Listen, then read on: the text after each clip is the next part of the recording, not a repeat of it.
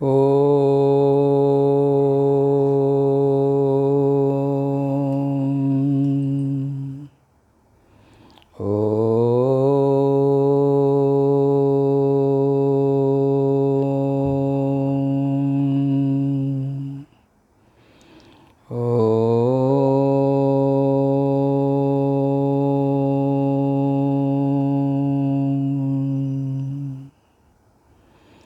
ब्रह्मानंदं परमसुखदं केवलं ज्ञानमूर्तिं द्वंद्वातीतं गगनसदृशं तत्त्वमस्यादिलक्ष्यम् एकं नित्यं विमलमचलं सर्वधी साक्षीभूतं भावातीतं त्रिगुणरहितं सद्गुरुं तं नमामि। सर्वमंगलमांगल्ये शिवे सर्वार्थसाधिके शरण्ये त्र्यंबके गौरी नारायणी नमोस्तुते। वक्रतुंड महाकाय सूर्यकोटि समप्रभ निर्विघ्नं कुरु मे देव सर्वकार्येषु सर्वदा।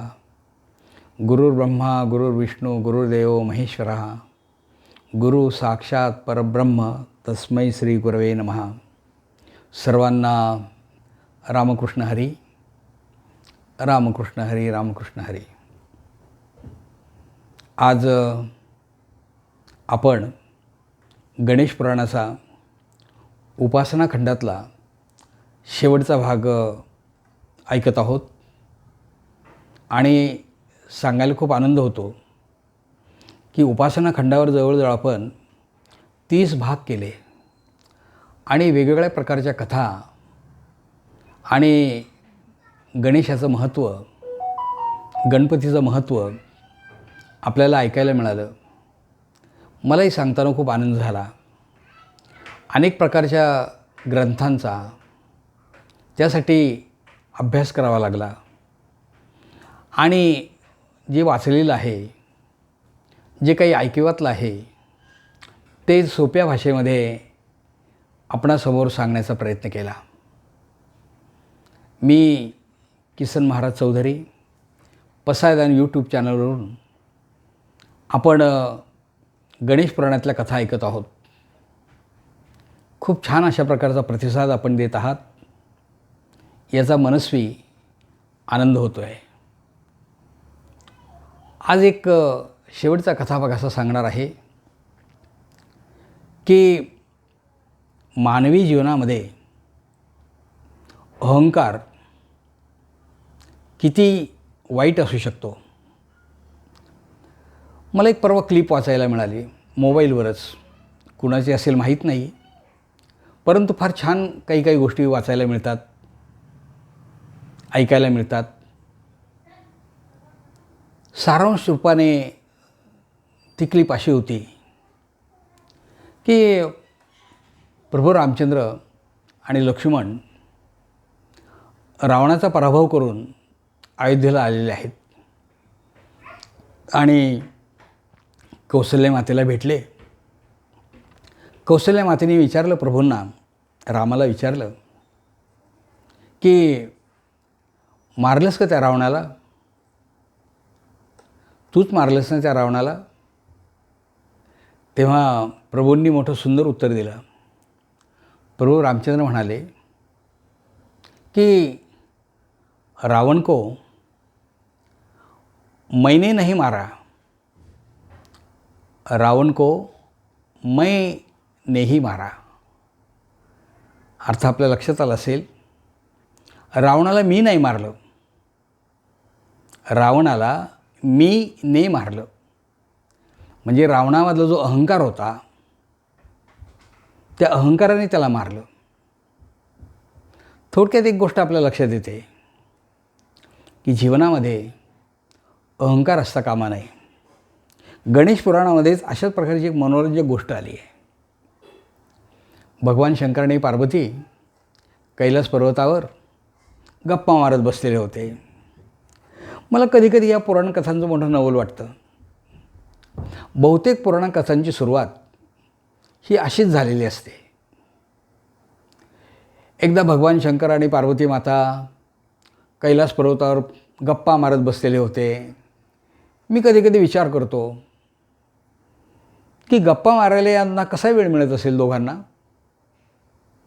आमच्याकडे तर घरामध्ये 2च माणसं असतात, पण कुणीच कुणाबरोबर जास्त बोलत नाही। पण पार्वती माता आणि भगवान शंकर यांच्या गप्पा आपल्यासारख्या लौकिकातल्या नसतात, अलौकिकातल्या गप्पा असतात. आणि सुंदर अशा प्रकारचं वातावरण आहे. आणि त्या वातावरणामध्ये अनेक देवदेवता, गंधर्व, यक्ष त्यांना भेटायला गेलेले आहेत. वनश्री अशी सुंदर नटलेली आहे. आणि त्या आनंदमय वातावरणामध्ये सर्वजण महादेवाला नमस्कार करतायत आणि महादेवाची स्तुती करतायत. हे महादेवा, तू संपूर्ण जगाचा पालन करता आहेस. ब्रह्मा, विष्णू, महेश यामध्ये महादेवा तुझं स्थान फार वेगळ्या प्रकारचं आहे. लोकांना वर प्रदान करणारा अशा प्रकारचा तू भोळा देव आहेस, वगैरे वगैरे खूप स्तुती चाललेली होती. पण ही स्तुती ऐकून महादेवाच्या गळ्यात असणारा जो नाग आहे त्याच्या मनामध्ये बाकी मत्सर निर्माण झाला. आणि तो विचार करायला लागला, हे देव काय महादेवाची स्तुती करतायत, स्तुती तर माझी केली पाहिजे. आणि त्या नागाने सांगितलं की संपूर्ण पृथ्वीला मी माझ्या फणेवर उचलून धरलेला आहे, तोलून धरलेला आहे. सगळ्या पृथ्वीचा भार माझ्या डोक्यावर आहे. मी जरी महादेवाच्या गळ्यात असलो तरीसुद्धा सगळी पृथ्वी ही माझ्या फणावर आहे. मी थोडा जरी हल्लो तरी सगळी पृथ्वी डळमळीत होईल. स्तुती माझी करा, महादेवाची काय करताय. थोडा गर्वच झाला, थोडा अहंकारच झाला. सर्व हे महादेवांच्या लक्षात आलं आणि महादेवांनी ठरवलं की याचा गर्वहरण आपण केला पाहिजे. महादेव तडकन उठले आणि उठल्याबरोबर त्यांच्या गळ्यातला जो नाग होता तो कैलास पर्वतावरून धाड धाड धाड धाड खाली कोसळला. त्याचं तोंड सगळं रक्ताळून गेलं. तोंडाला अनेक प्रकारच्या जखमा झाल्या. रक्ताने रक्तबंबाळ तो झालेला होता आणि काय करावं हे त्याला सुचत नव्हतं. त्यावेळेला नारद महर्षी तिथे आले, नारायण नारायण नारायण म्हणत. आणि त्याला विचारलं, बाबा रे, तुझी अशा प्रकारची अवस्था का झाली, तुझं तोंड असं रक्ताळलेलं का दिसतंय. पण तो काहीच बोलत नव्हता. महर्षी नारदांच्या हे सगळं लक्षात आलं आणि नारद त्याला असं म्हणतायत, बाबा रे, तुझं हे सगळं अधपतन झालं ना, याचं एकच कारण म्हणजे तुझ्यामध्ये अहंकार निर्माण झाला. तो नाग नारद महर्षींना शरण गेला आणि तो म्हणाला, मी आता काय करावं, परत मला महादेवाच्या ठिकाणी स्थान कसं प्राप्त होईल, तुम्हीच याच्यातून मार्ग सांगा. तेव्हा नारद महर्षींनी सांगितलं, हे बघ, तू गजाननाची प्रार्थना कर, गणपतीची प्रार्थना कर आणि जो काही षडाक्षरी मंत्र आहे, ओम वक्रतुंडाय ओम, ओम वक्रतुंडाय ओम, ओम वक्रतुंडाय ओम, या मंत्राचं तू अनुष्ठान कर, साधना कर, तपश्चर्या कर. तो गजानन गणेश तुला प्रसन्न होईल. तो सगळ्यांना सुख देणार आहे, दुःख दूर करणार आहे. तू तुझं नक्कीच कल्याण करेल, पण त्याची तू पूजा कर. नागाच्या चूक लक्षात आली होती, शेषनाग चूक लक्षात आली होती. आणि मग शेषनागाने 1000 वर्ष तपश्चर्या केली आणि षडाक्षरी मंत्राचा जप केला. 1000 वर्षानंतर त्याची साधना फळाला आली आणि त्या गजानन प्रसन्न झाले, गणेश प्रसन्न झाले आणि म्हणतायत, मी तुझ्यावर प्रसन्न आहे, तुला काय मागायचं ते माग. तेव्हा अगदी सविनयपणे शेषाने गणपतीला वंदन केलं आणि सांगितलं, माझी चूक झाली, मला परत महादेवाजवळचं स्थान मिळू दे.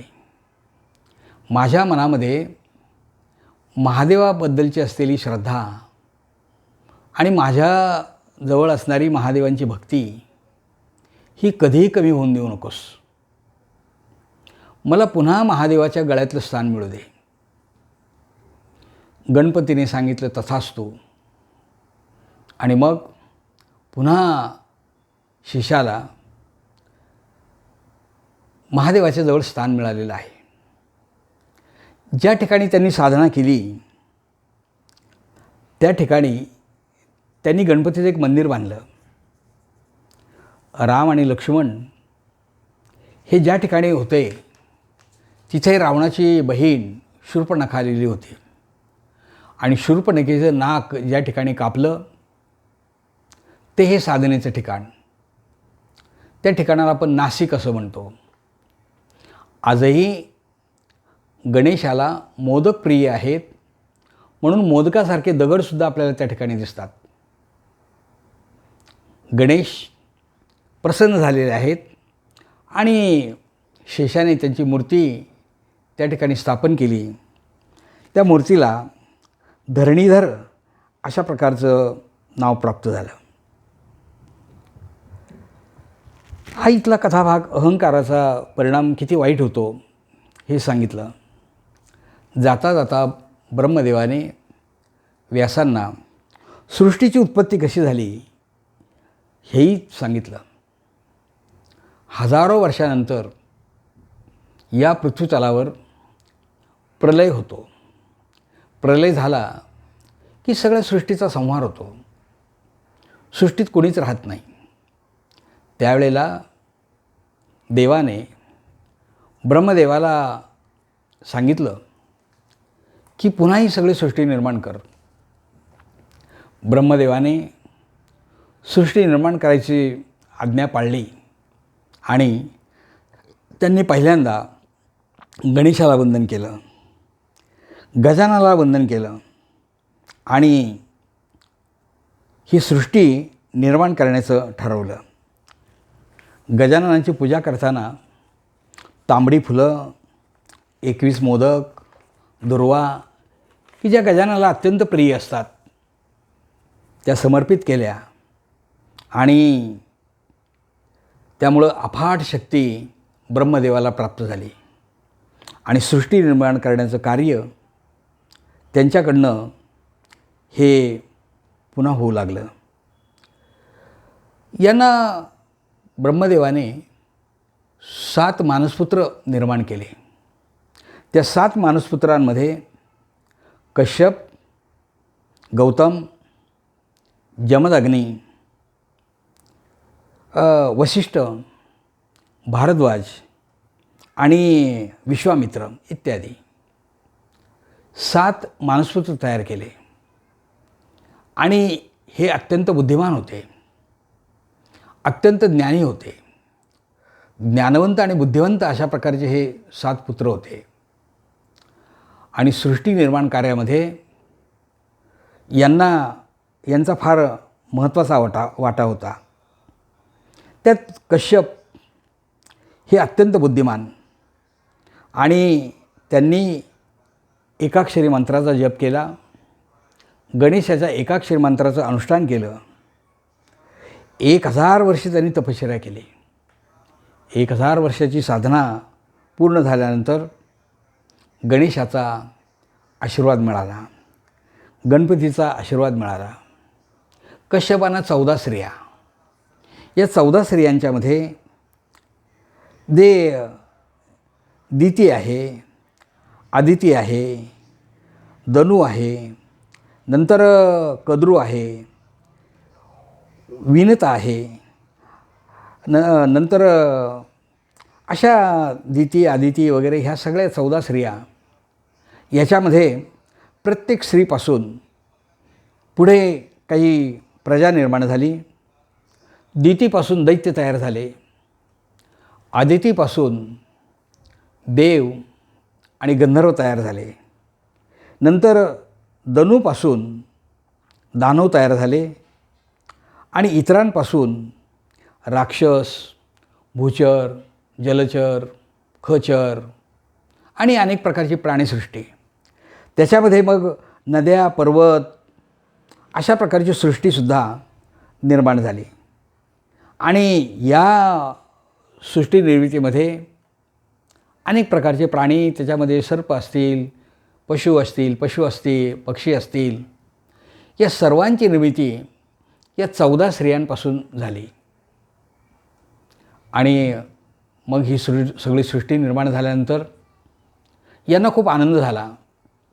आणि मग कश्यपांनी कुणाला एकाक्षरी मंत्र दिला, कुणाला 4 अक्षरी मंत्र दिला, कुणाला षडाक्षरी मंत्र दिला, कुणाला अष्टाक्षरी मंत्र दिला आणि या मंत्राचं अनुष्ठान करायला सांगितलं.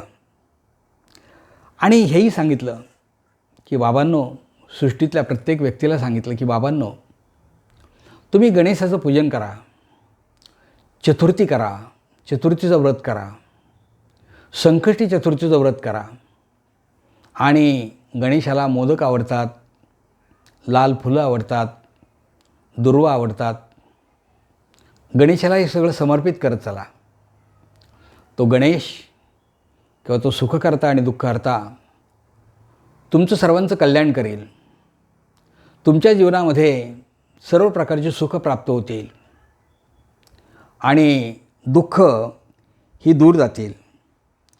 गणेश पुराण जे सांगतात त्यांनाही ही फलाची प्राप्ती होते आणि गणेश पुराण जे ऐकतात त्यांनाही या सगळ्या फलाची प्राप्ती होते. श्रोते, मी स्वतःला खूप भाग्यवान समजतो की गणेश पुराण सांगण्याच्या निमित्तानं मला आपली सेवा करण्याची संधी प्राप्त झाली. गणेशाचाही प्रसाद आपल्याला लाभला, तुम्हाला आणि मलासुद्धा. तेव्हा आपल्या सर्वांच्या जीवनामध्ये हे प्राप्त व्हावं. सुख, समृद्धी, यश, कीर्ती, औदार्य हे सगळं आपल्या जीवनामध्ये प्राप्त व्हावं. सांगणाऱ्याला हे सगळं प्राप्त होणार आहे आणि ऐकणाऱ्याला हे सगळं प्राप्त होणार आहे. असो, अशा प्रकारची गणेश पुराणातलं उपासनाखंड आपण या ठिकाणी थांबवतो आहोत. पुढे काही भागामध्ये आपण प्रत्यक्ष संवादाचा कार्यक्रम घेणार आहोत. नंतर दिवाळीच्या निमित्ताने काही आपण तुम्हाला आध्यात्मिक माहिती ऐकायला मिळणार आहे. मी परवाच आपल्याला सांगितलं की संत चरित्र ही आपल्या सर्वांना ऐकवावीत असा एक विचार मनामध्ये आहे. कारण बहुधा कुठल्या तरी एखाद्या संताचं चमत्कारिक कथा किंवा त्यांच्या जीवनातली एखादी गोष्ट आपल्याला माहीत असते, परंतु सामान्य कुटुंबात जन्माला येऊनसुद्धा हे संतत्व पदाला कसे प्राप्त झाले, त्यासाठी त्यांना किती परिश्रम घ्यावे लागले, किती साधना करावी लागली, मग त्यांचं जीवन समजून घेणं हेही तितकंच महत्त्वाचं आहे. म्हणून पुढच्या काही भागामध्ये आपण संत चरित्र कथा पाहणार आहोत आणि त्या उपक्रमाचं नाव आहे जाऊ संतांची या गावा. जरूर आपण ते श्रवण करावं आणि मागच्या भागांना ज्याप्रमाणे आपण प्रतिसाद देत आहात तसाच उदंड प्रतिसाद आपल्याला द्यावा. श्रवण सुखाचा आनंद घ्यावा. पुनश्च एकदा त्या गणेशाला मी प्रार्थना करतो, सर्वे पिस्किनः सन्तु, सर्वे सन्तु निरामया, सर्वे भद्राणि पश्यन्तु मा कश्चित् दुःखमाप्नुयात्. अशा प्रकारची प्रार्थना करतो आणि याच ठिकाणी थांबतो. रामकृष्ण हरी, रामकृष्ण हरी, रामकृष्ण हरी.